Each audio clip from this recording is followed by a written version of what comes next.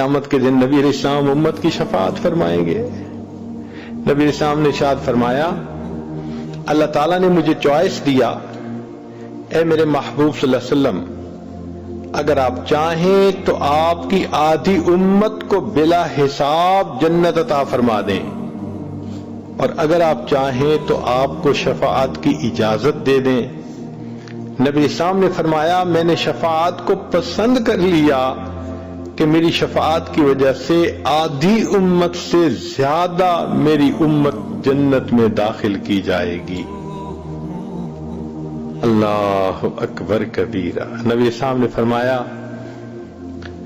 ہر نبی علیہ السلام کو اللہ نے ایک ایسی دعا مانگنے کی اختیار دیا کہ جیسی دعا مانگیں گے ویسی قبول ہو جائے گی۔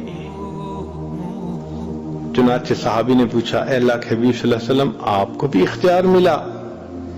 نبی صاحب نے فرمایا، ہاں مجھے بھی اختیار ملا۔ اے اللہ کے حبیب صلی اللہ علیہ وسلم، پھر آپ نے کون سی دعا مانگی؟ نبی صاحب نے فرمایا، میں نے دعا نہیں مانگی، میں نے اس کو ذخیرہ رکھ لیا، قیامت کے دن جب میری امت کا حساب شروع ہوگا میں اس وقت وہ دعا مانگوں گا اور امت کو لے کر جنت میں جاؤں گا۔ نبی علیہ السلام کو امت سے کتنا پیار تھا، راتوں کو روتے تھے، رب امتی رب امتی رب امتی۔ چنانچہ ام المومنین عائشہ صدیقہ رضی اللہ تعالیٰ عنہ فرماتی ہیں کہ جب نبی علیہ الصلوۃ والسلام کے اوپر آخری مرض کا حملہ ہوا تو محبوب صلی اللہ علیہ وسلم کو اتنا تیز بخار تھا کہ اوپر کپڑا ڈالا گیا تھا، کپڑے کے اوپر سے مجھے گرمی محسوس ہو رہی تھی، اور نبی علیہ الصلوۃ والسلام کی طبیعت کے اندر آثار محسوس ہوتے تھے کہ بہت تکلیف ہے۔ ایک پیالہ پانی کا رکھا میں نے قریب میں، میرے آقا صلی اللہ علیہ وسلم اس میں اپنا مبارک ہاتھ ڈالتے اور وہ گیلا ہاتھ اپنے چہرے پر پھیرتے۔ میں بخار کی شدت کو دیکھتی، تکلیف کی شدت کو دیکھتی تو میں کہتی کہ میرے آقا اتنی تکلیف میں کیوں ہیں؟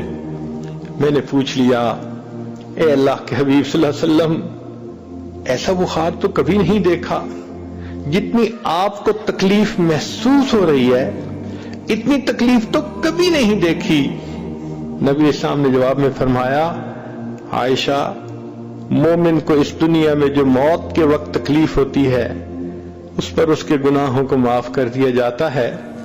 میں نے اپنے اللہ سے یہ دعا کی تھی، اللہ جب میری موت کا وقت قریب آئے تو میری تکلیف زیادہ مجھے دے دینا اور اس کے بدلے میری امت کے گناہوں کو معاف فرما دینا۔ عائشہ، یہ وہ تکلیف ہے جو مجھے پہنچ رہی ہے۔